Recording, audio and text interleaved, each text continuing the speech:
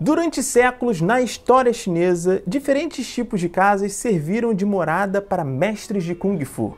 Dependendo da época e localidade, a organização das famílias e dos mestres era feita em vilarejos e aldeias, mas aconteceram também em propriedades individuais, nas cidades, como nas casas do tipo Siheyuan.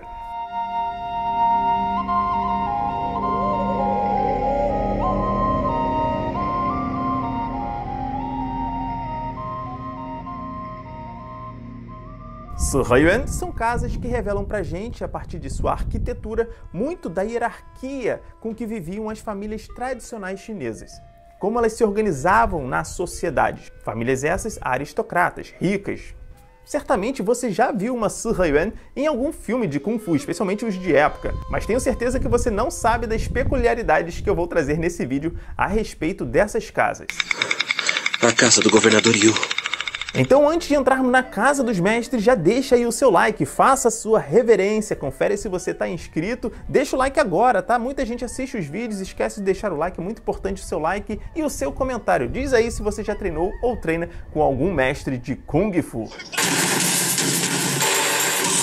Muito populares em Pequim, especialmente quando a região se torna a nova capital da China, as Siheyuan começaram a se aglutinar ao redor da cidade proibida, que, diga-se de passagem, também é uma Siheyuan, só que em proporções gigantescas. A forma como esses lugares se organizavam vai servir de berço para o surgimento de muitas escolas de Kung Fu, mas em especial nas escolas chamadas de tradicionais. E é isso que dará o início de um legado marcial de diversas dessas famílias. Dentro das Siheyuan, o negócio funcionava basicamente assim. O mais velho mandava e o mais novo obedecia. E a mulher era propriedade do marido. A ele deveria servir e ser muito obediente.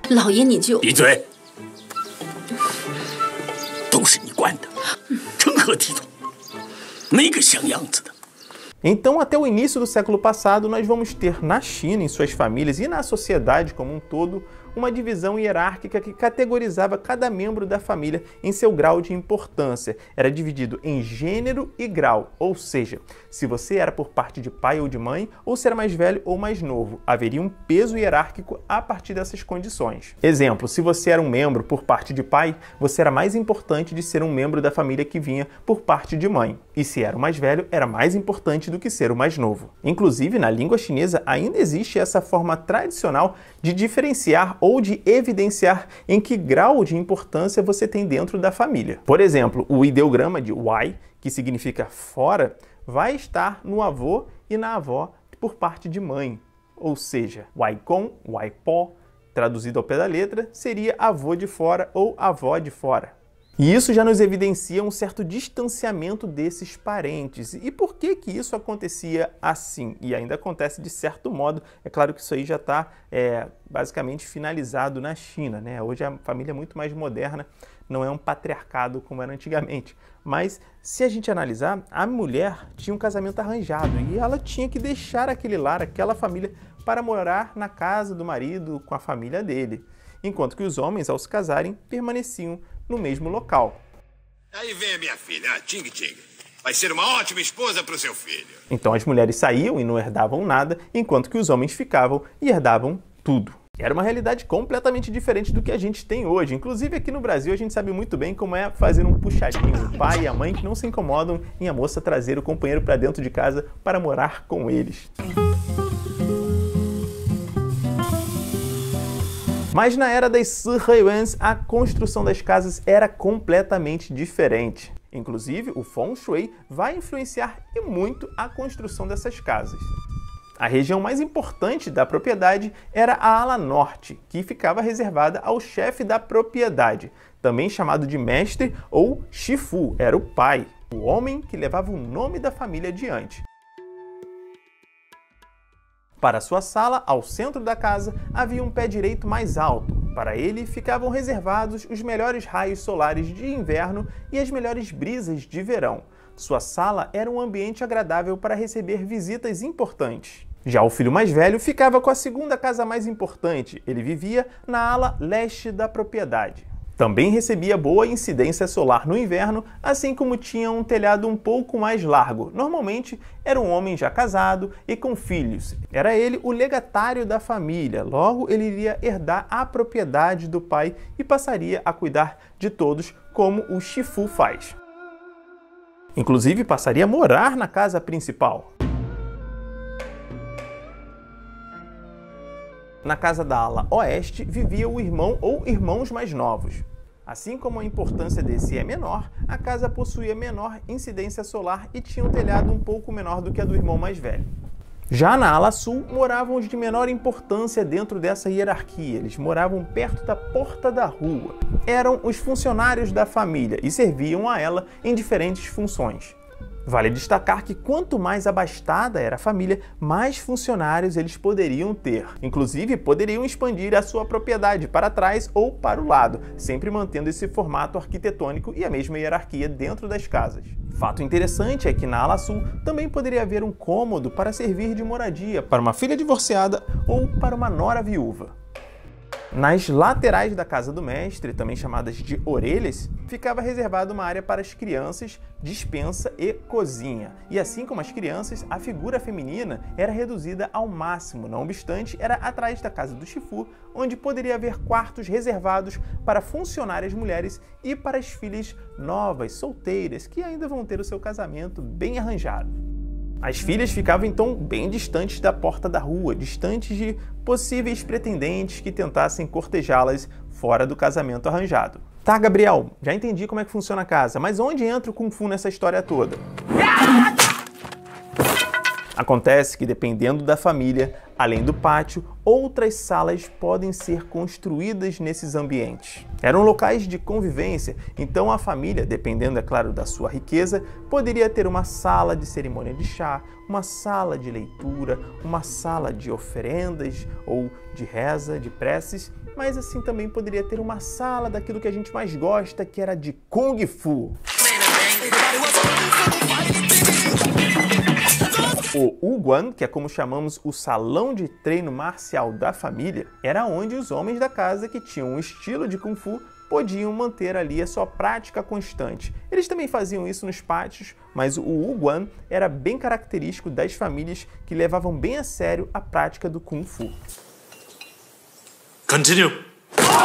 Normalmente, o estilo de uma família era trazido para o antepassado que em algum momento de sua vida teve contato com um treinamento de arte marcial chinesa. Algum tipo de técnica ele aprendeu e acabou levando para dentro de casa. Poderia ser ele um oficial aposentado do exército, poderia ser um guarda-costa do governo, enfim, uma pessoa que teve contato com alguém que o ensinasse técnicas militares. Poderia até, quem sabe, ter sido aluno de um monge Shaolin, de um mestre do templo de Shaolin, de Henan, ou de outro templo Shaolin, que muitas vezes a gente tem as lendas, né? Templos do Sul, assim como templos de Wudan. A gente pode ter um mestre dessas casas vindo de um desses ambientes ou tendo contato com pessoas que estiveram lá nesses locais, como Shaolin e Wudan. Quero me tornar um monge. Esse patriarca, que é o primeiro da família a levar o estilo marcial para dentro de sua casa, é denominado de Chuangji Zushi, é aquele ancestral criador do estilo. A partir de seus filhos e gerações seguintes, o estilo vai passando como um segredo de família, muitas vezes aquilo que as pessoas chamam no Kung Fu de legado marcial. Isso vai sendo passado de geração em geração. A árvore genealógica da família vai ter em algum dado momento ali aonde o estilo aparece, quem o representa, até os dias que a gente tem hoje. E à medida que o tempo passava e as gerações se sucediam, o estilo acabava ganhando novas formas, novas técnicas, mas acredita-se que o cerne de cada estilo era sempre mantido pela tradição da família. Então, assim como o modo reservado de vida dessas famílias dentro das Sihaiwan, que inclusive mantinham sempre suas portas fechadas, o estilo deveria ser mantido guardado na sua essência. Uma característica da Sihayuan é que no hall de entrada a gente tem um grande painel, geralmente de pedra. É uma forma de você bloquear a visão de quem passa na rua ou de quem adentra até a primeira parte da Sihayuan, justamente para preservar os hábitos e como vivia a família. Então uma característica de não se expor era muito comum nas famílias tradicionais. E a gente acredita que o Kung Fu se desenvolveu desse modo até um dado momento na história que tudo vai mudar. É quando quebra-se a tradição e começam a ensinar não mais apenas a consanguíneos, mas também a pessoas de fora da família. Então quem faz Kung Fu sabe muito bem que quando se fala em estilos tradicionais, se fala muito em ensino a portas fechadas. Vem daí. Imagine uma Sihayuan com aquele mural não permitindo que você adentre e saiba aquele segredo marcial. Não era para qualquer um, era apenas para quem era muito próximo da família ou algum consanguíneo. Inclusive, as famílias ricas tinham porteiros, pessoas que tomavam conta da entrada da propriedade. Geralmente, trancavam, mantinham fechadas ou abriam para uma visita especial, adentrar pelo hall, poder passar pelaquele mural e ir até, por exemplo, a sala do chefe e fazer uma reunião. E foi assim que diferentes gerações preservaram diversos estilos marciais. Porém, como nada dura para sempre, como eu mencionei, isso vai mudar.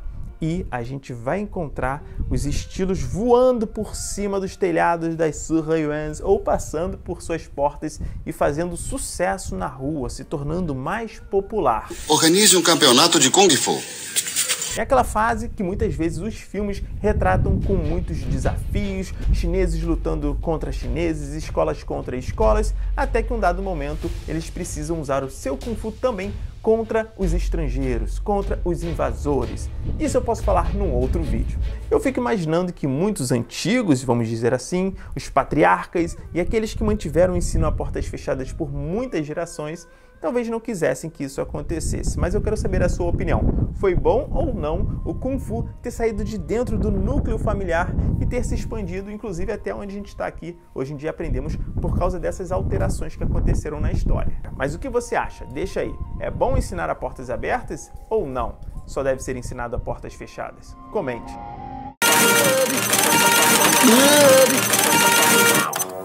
Eu pretendo falar num próximo episódio aqui do canal a respeito justamente da hierarquia, como a gente transfere tudo isso que se dá dentro de uma Sihayuan para dentro de uma escola tradicional de Kung Fu, como se deu essa transição e o que a gente tem hoje. Quer saber os termos de grão-mestre, mestre, discípulo, irmão de treino mais velho, mais novo e vários outros? Comenta aí porque eu posso trazer isso no próximo vídeo. É só você dar o seu like se você ainda não deixou, tá certo? O seu like é muito importante. E antes de ir embora, confere os links que eu deixo na descrição desse vídeo. Tem link aí para você praticar online Kung Fu comigo, passo a passo, aprendendo diversas técnicas que eu aprendi lá na China, quando eu fui para lá em 2009, e é claro, quando eu aprendi com os mestres aqui do Brasil também. Se você gostou desse vídeo e tem aquele amigo que gosta de cultura chinesa, de Kung Fu, compartilhe esse vídeo para ele. Quero fazer um agradecimento muito especial a todos os membros aqui do canal Mundo Kung Fu, membros apoiadores. Muito obrigado, pessoal. Quem quiser se tornar membro, tem um botão embaixo escrito Seja Membro. Você pode ajudar com uma pequena quantia. Se todos puderem fazer isso, certamente tudo vai sendo revertido para melhorias aqui do canal e para que eu consiga produzir mais e mais conteúdo para vocês. Então, o seu apoio é fundamental para que eu possa trazer de volta esse investimento para você, tá certo? Então, ajude como você puder, compartilhando, deixando like, se tornando membro, se tornando aluno dos meus cursos online e a gente se vê no próximo vídeo, no próximo episódio aqui do canal. Um forte abraço, saudações, Zaijian!